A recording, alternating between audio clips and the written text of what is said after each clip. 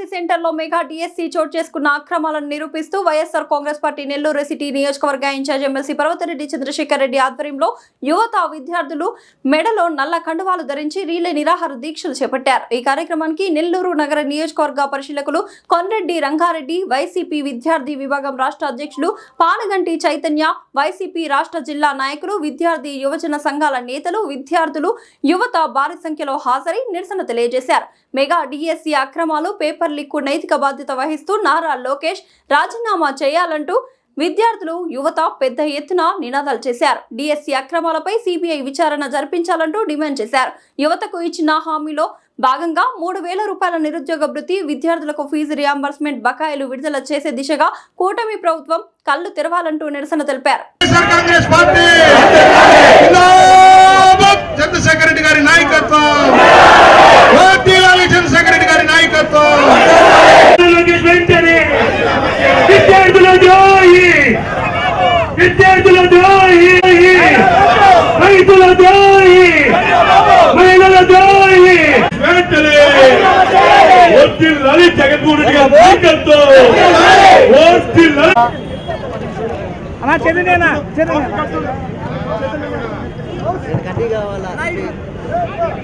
రాజీనామా చేయాలి మంత్రి లోకేష్ వెంటనే।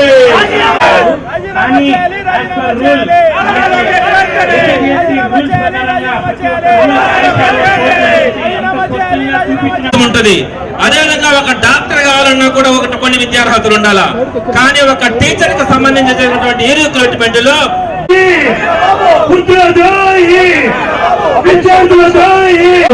అందులో ఒకటి మహిళకు సంబంధించింది 3 జనరల్ కేటగిరీ, అయితే 3 పోస్టులు ఇచ్చారు।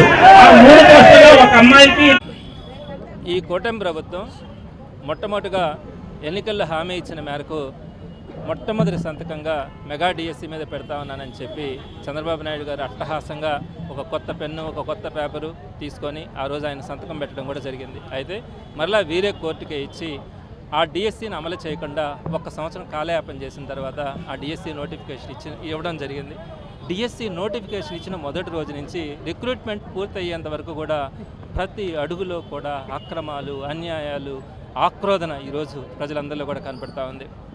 మొట్టమొదటి డిఎస్సీ నోటిఫికేషన్ ఇచ్చిన రోజే 2 దొంగ జీవోలు కూడా తీసుకొని వచ్చినారు। మీ అనుయాయులకి టీచర్ పోస్టులు కట్టపెట్టాలన్న ఆలోచనతో మీరు అక్రమాలకి ఆ రోజు నుంచే కూడా మీ ప్రారంభం కూడా జరిగింది। ఎలాంటి డిఎస్సీ లేకుండా, ఎలాంటి టెట్ లేకుండా, బిఎడ్ లేకుండా, డిఎడ్ లేకుండా, ఏ అర్హత పరీక్షలు కూడా లేకుండా మీరు వారందరికీ కూడా ఉద్యోగాలు ఇచ్చుకోవడానికి 2 జీవోలని మీరు అక్రమంగా తీసుకొచ్చినటువంటి పరిస్థితి ఆ రోజే ప్రారంభమైంది। ఆ తర్వాత క్వశ్చన్ పేపర్లో తప్పులు, క్వశ్చన్ పేపర్లో లీకేజీలు కానీ, ఆ తర్వాత మీరు తీసుకొచ్చినటువంటి నార్మలైజేషన్ ప్రాసెస్ కానీ, దానివల్ల దగాపడ్డ అనేక మంది ఉన్నారు। వీటన్నింటితో పాటు చివరిగా స్పోర్ట్స్ కోటా మీద కూడా 384 మందికి మీరు ఉద్యోగాలు ఇవ్వాలన్న ఆలోచనతో మీరు చేసినటువంటి అన్యాయం కానీ వాటన్నింటినీ కూడా సాక్ష్యాలతో సహా ముందుకు తీసుకురావడం కూడా జరిగింది।